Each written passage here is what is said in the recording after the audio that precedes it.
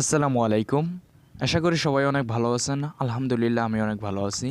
Report আজ Bangla YouTube চ্যানেলের পক্ষ থেকে সবাইকে জানাই আন্তরিক শুভেচ্ছা ও অভিনন্দন। আজকে আপনাদের মাঝে যে ভিডিওটি নিয়ে হাজির হয়ে গেছি, অলরেডি আপনারা বুঝতে পারছেন যে আমি কী নিয়ে কথা বলতে চাচ্ছি। আজকে আপনাদের এমন একটা জিনিস দেখাবো যেটার মাধ্যমে আপনার বন্ধু এবং বা প্রিয়জনের কিন্তু ফোনের লক থাকা সত্ত্বেও যদি ধরুন একটা ফাইলে বা গ্যালারিতে লক দিয়ে রাখছে, তারপরেও কিন্তু আপনি সব কিছু কিন্তু দেখতে পারবেন আপনার প্রিয়জনের ফোনের সব কিছু। ঠিক আছে, তো এটাই আজকে দেখাবো যে আপনারা কিভাবে দেখবেন।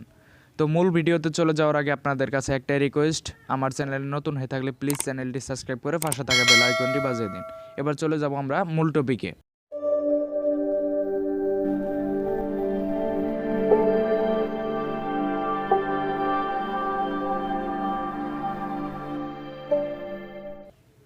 তো এর জন্য কী করবেন, দেখুন আমার কিন্তু প্রত্যেকটাতে কিন্তু লক দেওয়া আছে। ফাইলে যদি যাই লক দেওয়া আছে, গ্যালারিতে যদি যাই তারপরেও কিন্তু লক দেওয়া আছে। কিন্তু আমি যদি এখন ফাইল ম্যানেজারে কী আছে এটা যদি আমি দেখতে চাই, তাহলে কি করবেন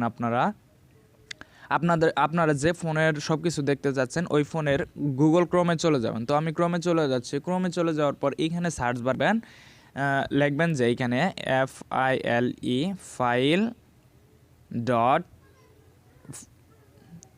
ফিল কোলন, তারপরে দেবেন স্ল্যাশ এসডি কার্ড,